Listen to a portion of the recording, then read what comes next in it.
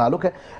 Definitely ایک نئی party جس کا قیام ہو چکا ہے اور جو عوام کے منشور کو آگے لے کر آئی ہے, عوام کے لیے کام کرنا چاہ رہی ہے, ایسے میں اب جس طریقے کی سچویشن نظر آ رہی ہے, ہم پیپلز پارٹی کی جماعت کو دیکھ لیں, اب دیگر دوسری جماعتوں کو دیکھیں, اس کی جگہ یہ جو جماعت آئی ہے کہ کیا وہ اس واقعے سے کیا اخذ کر رہے ہیں, کیا واقعی آنے والے وقتوں میں اگر ان کی کوئی پروگریس نظر آتی تو اس طرح کے واقعات تھم جائیں گے. سب سے پہلے تو ویلکم کریں گے اور ڈیفینیٹلی کیا کہیں گے جو گزشتہ روز ہونے والا واقعہ ابراہیم کا پیش آیا. مختار بھائی بہت شکریہ, آپ کا شو میں مجھے بلایا آپ نے. Thank you. اور میں بزرگ ہمارے بڑے بیٹھے ہیں, پرانے ہیں, سیاست کر رہے ہیں.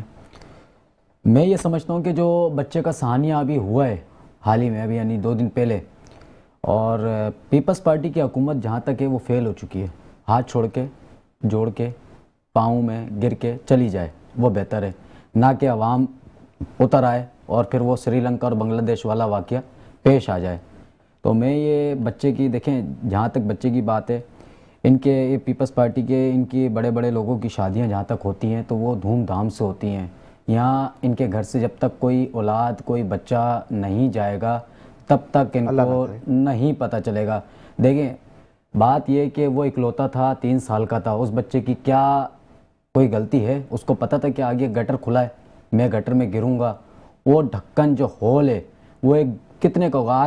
آج ہی کہ اس کے والد کا بیان ہے کہ کراچی میں کہیں پہ بھی ڈھکن ہو تو لہٰذا مجھے بتایا جائے, میں وہ ڈھکن وہاں کوئی بھی علاقہ, کوئی بھی شہروں میں وہاں لگاؤں گا. سوشل میڈیا پہ چل رہی ہے اس کے والد کی, کیونکہ اس کے گھر سے ایک اولاد چلی گئی ہے, ٹھیک ہے, جس نے ابھی ایک پھول کھلا تھا, یعنی کھل رہا تھا, یعنی کھلے وہ اس سے پہلے یعنی اس کے ماں باپ نے کیا سوچا تھا کہ ہم شاپنگ کرنے جا رہے ہیں شاہ فیصل سے چیزب. کیا چیزب کو اتنا نہیں پتا تھا کہ سامنے اس سے ابھی آج ہی ایک اور بھی اس میں بتایا گیا ہے کہ 2 سے 2.5 سال پہلے ایک بچہ پہلے اس ہال میں گر چکا ہے. جی ٹھیک ہے.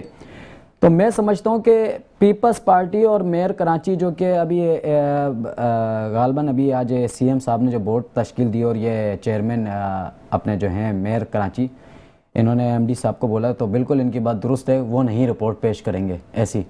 انہوں نے گھر بیٹھنا ہے, جیل جانا ہے, جو وہ میئر کراچی کے خلاف دیں گے. انہوں نے تو کہہ دیا کہ بی آر ٹی کا جو منصوبہ چل رہا ہے سر, بی آر ٹی انہوں نے کہا کہ اسی وجہ سے وہ ہول کیا گیا ہے. دوسری جانب وہ یہ بھی کہہ رہے ہیں کہ جی جو ڈمپرز گزر رہے ہوتے ہیں رانگ وے, وہ ڈمپر گزرا ہے, لیکن اگر اس کی بھی بات کریں تو 17 دن گزر چکے ہیں اس ڈمپر کو, اس کے بعد بھی کوئی کارروائی نہیں ہوئی. ان دی اینڈ بات یہی ہوتی ہے, سامنے نظر آ رہی ہوتی ہے کہ اگر ہمیں پراپر طریقے سے شہر کراچی کے لوگوں کے معیار کو بلند کرنا ہے, اس شہر کے اسٹینڈرڈ کو آگے بڑھانا, تو ہمیں شہر کراچی کی سڑکوں کو بنانا ہوگا.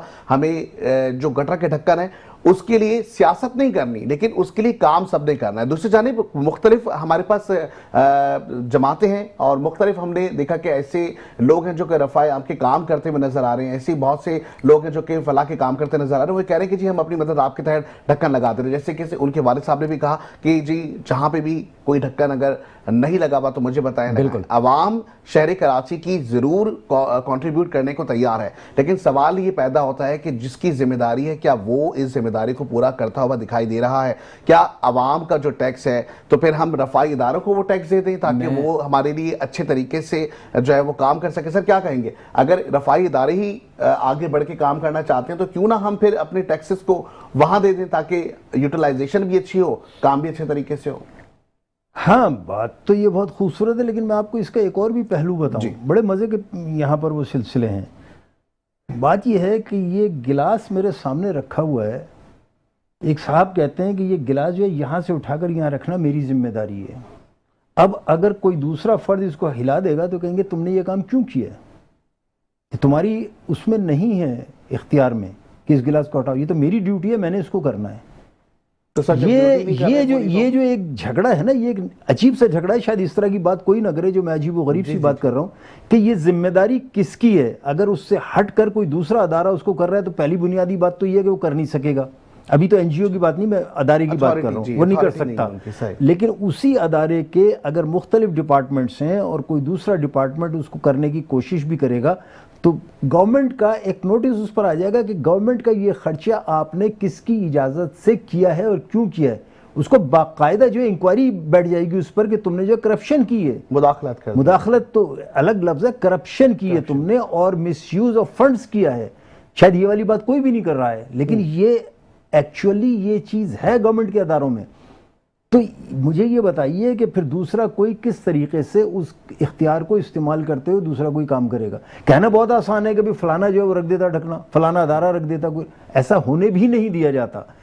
میرا کہنا یہ ہے کہ جب کوئی آپ کام شروع کرتے ہیں تو اس کی کوئی اینڈ لمٹ ہونی چاہیے کہ بھائی اس پیریڈ سے اس پیریڈ تک۔ پہلے باقاعدہ بورڈ لگا کرتے تھے کہ اس کا شروع کرنے کا یہ ہے، ٹھیکہ اتنے کا ہے، یہ ہوگا، اس میں یہ کام ہوگا، یہ اس میں مال لگے گا، یہ اس میں مسالہ لگے گا، اور اس ڈیٹ کو یہ اینڈ ہو جائے گا کام۔